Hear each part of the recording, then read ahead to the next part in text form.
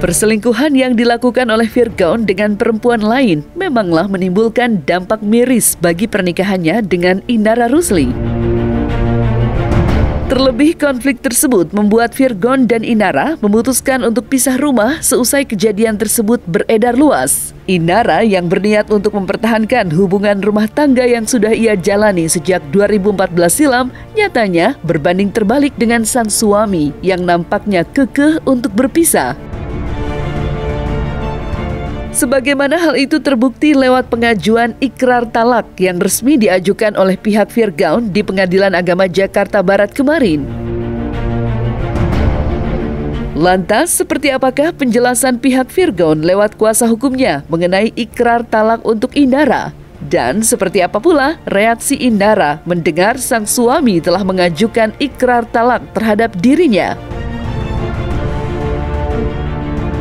Jadi, sesuai dengan pembicaraan kemarin di Pengadilan Negeri Jakarta Selatan, kita akan mendaftarkan gugatan di PA Jakarta Barat. Jadi apa sih yang kita daftarkan? Ya, teman-teman media tahu bahwa hari ini kita mendaftarkan perkara klien kita Virgaun. Jadinya kita sudah mengajukan pendaftaran ikrar talak atau gugatan cerai, terdaftar di nomor 1377-G-2023. Itu nomor perkaranya. Jadi biasanya kita dalam tempo 10 atau 12 hari kita akan sidang perdana.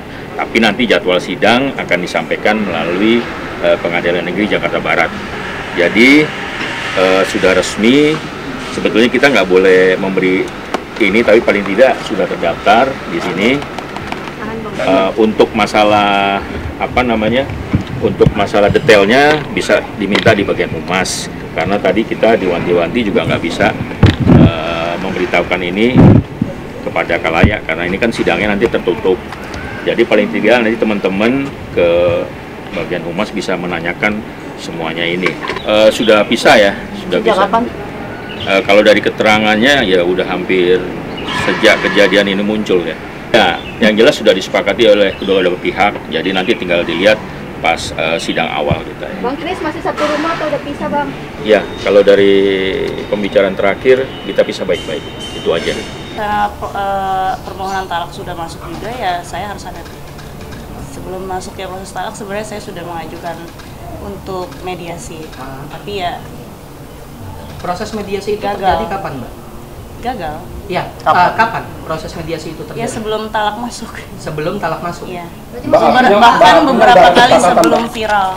Pasti sebelum viral pun juga saya sudah berusaha untuk mediasi, saya sudah minta tolong beberapa pihak yang kemudian ya jalan buntu. Kita sih kalau pihak Virgaun ngajukan gugatan ya kita hadapin dengan segala konsekuensinya. Gitu juga Mbak Indara konsultasi sama kita juga hadapin, mereka juga harus hadapin langkah-langkah apa yang kita lakukan. Enggak, kita nggak bahas masalah itu. Jadi semenjak kita megang kuasa kan 28 April ya, belum lama ya. Jadinya kalau kita untuk menyelami lebih jauh ke dalam, kita belum sampai situ. Makanya nanti kalau ada kesempatan mediasi mungkin akan bisa. Berbicara mengenai ikrar talak yang diajukan Virgaun, pada kenyataannya hal tersebut mempunyai alasan tersendiri bagi sang musisi setelah masalahnya dengan Indara semakin terblow up di media. Sebagaimana hal tersebut diungkapkan oleh Indara yang akhirnya terbuka terkait alasan sang suami yang tetap ingin berpisah dengannya. Lantas, alasan apakah yang membuat Virgaun semakin mantap untuk ceraikan Indara lewat gugatan ikrar talak yang ia ajukan kemarin?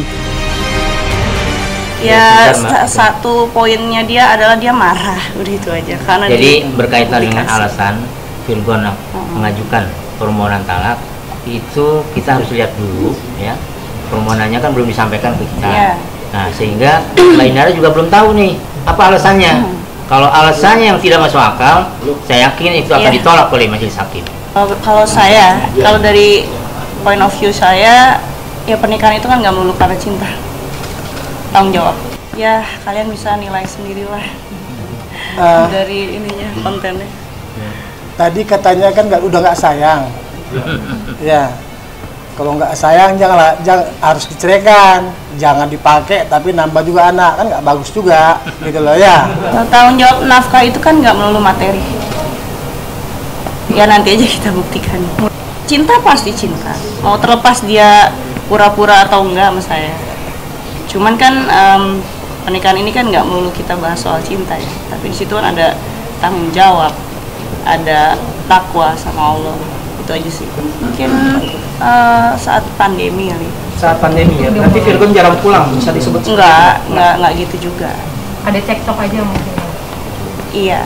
Beliau no comment ya untuk masalah ini setelah diserahkan kepada Bang Sandy dan tim dan saya dengan Bang Agal Andrianus Agal ini, kita